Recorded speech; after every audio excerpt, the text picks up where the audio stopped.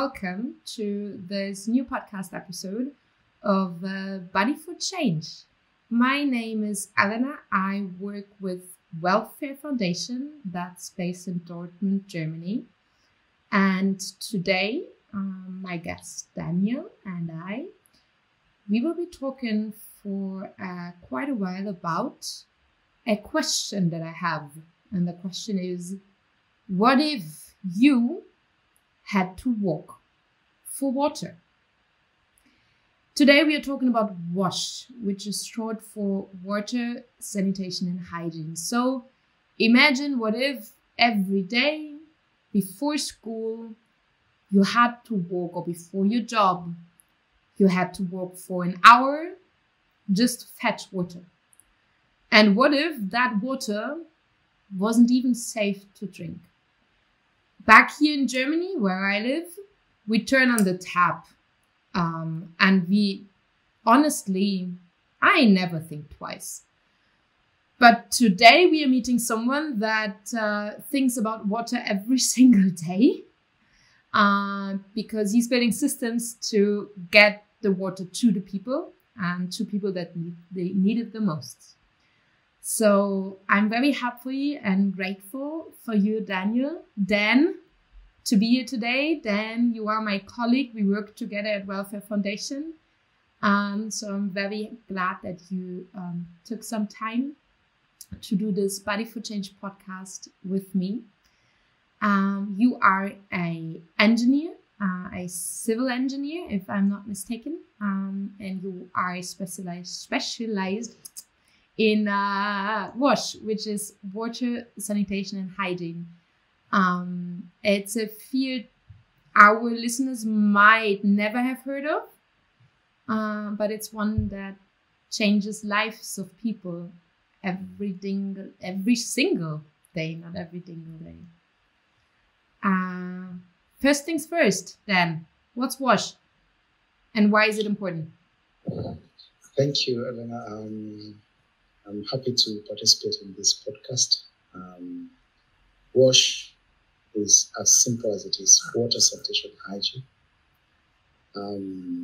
Water is kind of the key to ensuring that WASH runs through successfully, in terms of without water, you cannot have proper sanitation. And without water, you cannot have proper hygiene.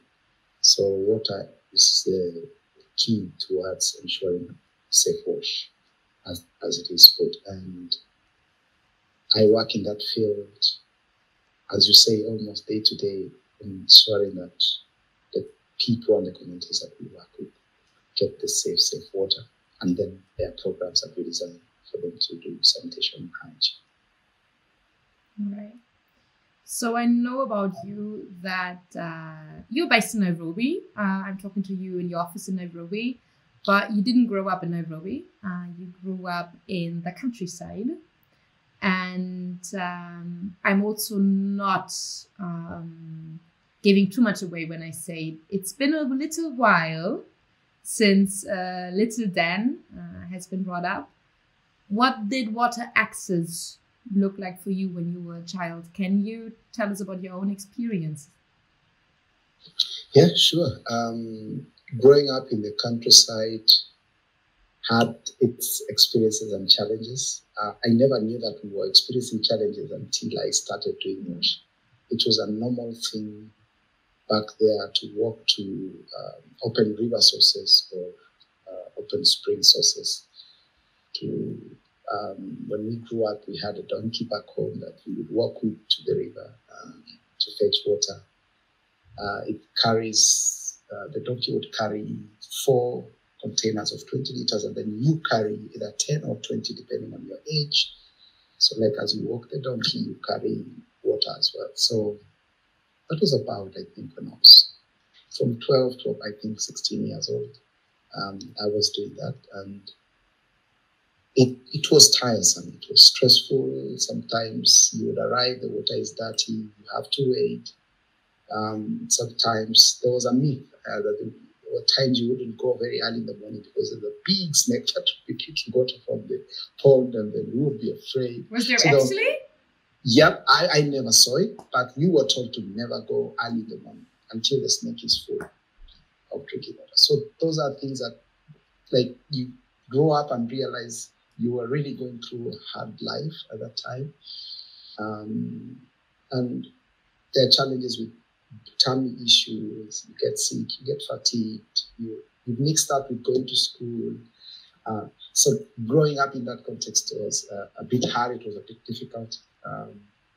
But over the years, then things changed through interventions that we had with safe water near our home. Important question first. What was the donkey's name? I don't remember the name. I mean, that was a long while ago. All right. But we can name him. Let me think of a name. We will name him. Maybe the listeners will name him. Yeah, or her. Yeah, that's a challenge. But okay, so you grew up without water. You grew up being the one responsible to fetch the water with the donkeys and the other children, I suppose. What was the moment you decided, well, no, I'm not going to do that anymore. I'll try to change it, and I actually make a career out of it? Wow, that's the memory lane, huh? So I remember very clearly when our family, my dad, who was a retired teacher, bought a tank. And then we could, through a scheme that was funding people to have water tanks in their homes. And back then, this tank now started fetching clean water in our home. And I could see the difference. We could see change. So we stopped using the open source water to drink and cook, but at least we would go to the river to wash clothes and do all those things. And then over the time I grew up, I love fixing things. I'm the person who likes to fix stuff. So I think the passion into going to do engineering was there. And then during selections and choosing which course to do, I took civil engineering because, I wouldn't say the other engineers don't fix stuff, but I believe civil engineers do fixing almost every other day. And then I found myself with a bias of water engineering along the way. I wouldn't say it was a drive of how I grew up, but now that I'm doing what I feel like if I had found someone to do that for our family or our community back then, I know we would have maybe had better life and easier childhood growing up, because I would be kicking football instead of kick the donkey kicking me. Don't you dare kick the donkey. No, the donkey is the one that kicks. So there's a big difference, but I would say the turning point was while joining university. I realized that. But at high school, I also started noticing that because I went to a school that was kind of a mixed culture, kind of exposed me to other cultures, other people, other communities. Then I realized, back home we are still back way a bit in terms of getting safe water. Right. Yeah. And now you are in the WASH engineer that university brought you up to be. We're not going to do a day in the life because we not have enough time to do that. But can you describe, if possible, one moment or any moment that you realized, okay, the project that I'm working on, it's actually working and it did change something? Yeah, I have many, but let me just mention one that comes to my head, top of my head. When I began my career as an engineer, I worked in the coastal part of Kenya, a place called Kilifi. It's a place I love so much. And I arrived to this community at that time, and the nearest they could get safe water during the dry season, in this case we look at the dry season, was not less than 15 kilometers. So either they had animals... One way. And there was a school there called Chanjalo Primary School. And I remember entering the school compound. They have tanks, but it has never rained. So the tanks are empty. The government of the day didn't really prioritize them as such. And we did surveys, we did mapping to try to see if we could get a borehole around that place, and it was not feasible. the area was dry and all that. It was the biggest challenge. But we came up with another technology of constructing water dams. It's a common technology for harvesting rainwater. And we constructed that water dam and put in filtration systems to ensure the water is safe, water tanks and kiosks. And eventually, that community started getting safe water. And I remember when we went to visit the community, they were dancing, children and women. Mostly those are the ones that struggle to fetch water, just like I grew up. And they were dancing, and they even sang a song, and like they formed a song in my name, and I was so happy. And I could see the change in these people already by how they even perceive the project. Now, I could see children sit cleaner, the women. I mean, it just had been a week since the water was filled in the dam, but you could see that they are washing their things. They are not walking longer. They are saving money.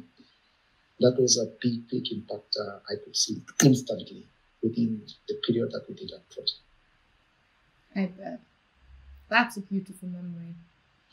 Thank you for sharing. I grew up in Germany. I'm German, obviously.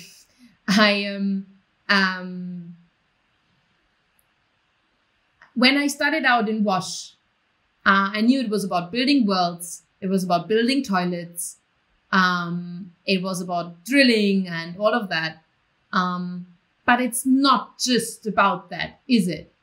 Like, what is one thing maybe that young people that live in Germany might not understand about the access to water in rural areas in Kenya or Tanzania, which is another country you work in? The assumption that water is everywhere is wrong. Water is everywhere, but not safe water. So people back here access water from different sources. But then that water, if it's not treated, if it's not well going through the right filtration systems or properly treated, it could cause those people to be sick because they would have stomach issues, diarrhea, and many other diseases.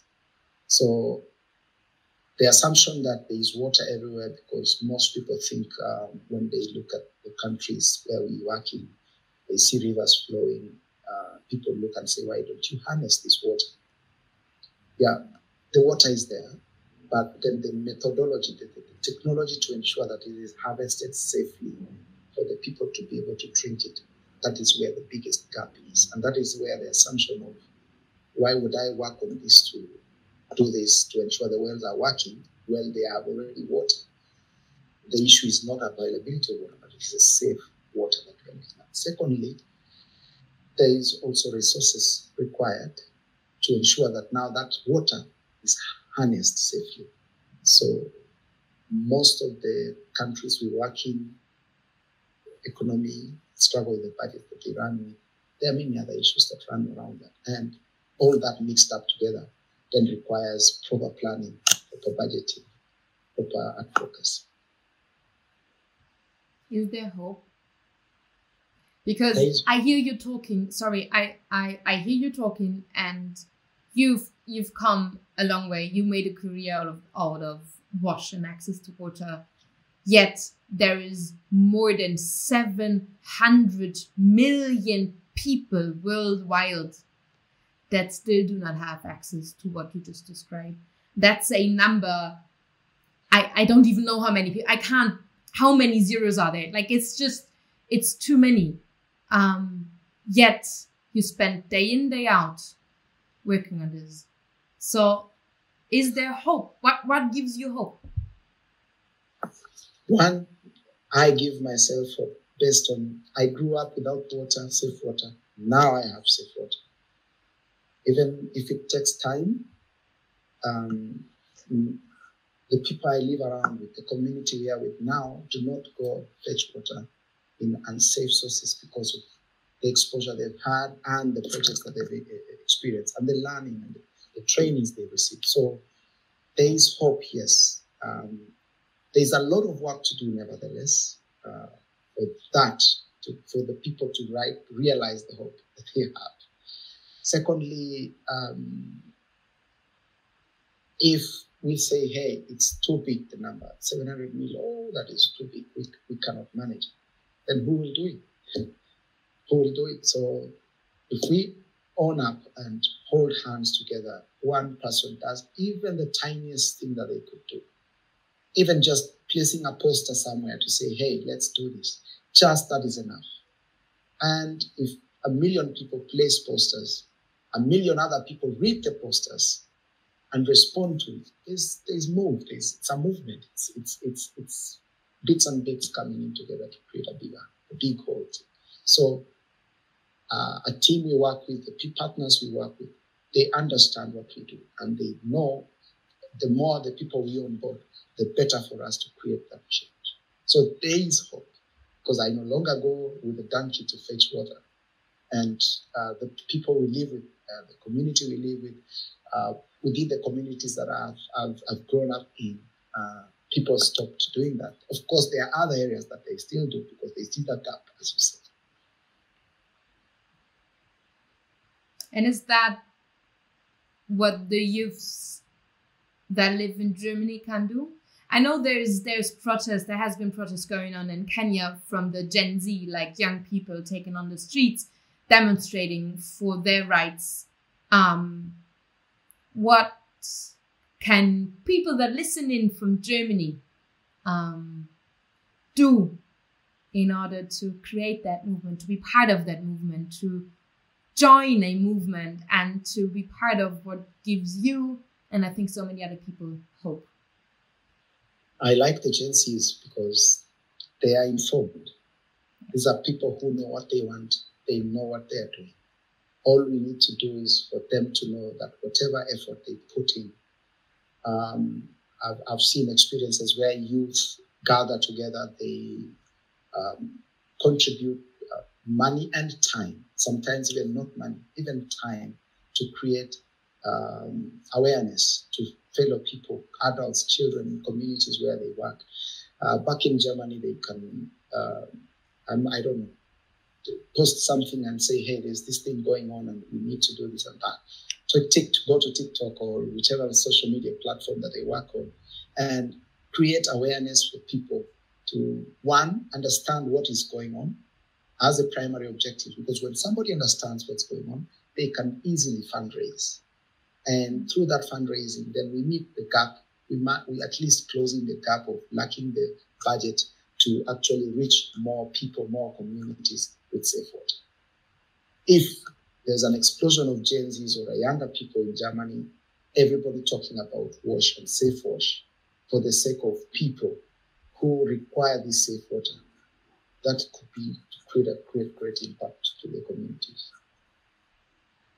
I agree. Thank you, Dan. It's been a very, very short but very sweet talk. I appreciate it. And we'll follow along. And Buddy4Change is gonna share a little bit more bits and pieces of you and your job and your work. And we'll also do another podcast with another guest. So stay tuned, and thank you so much for listening, and thank you for being here, Dan. Thank you, Elena, and it's been a pleasure talking to you and engaging. Thank you.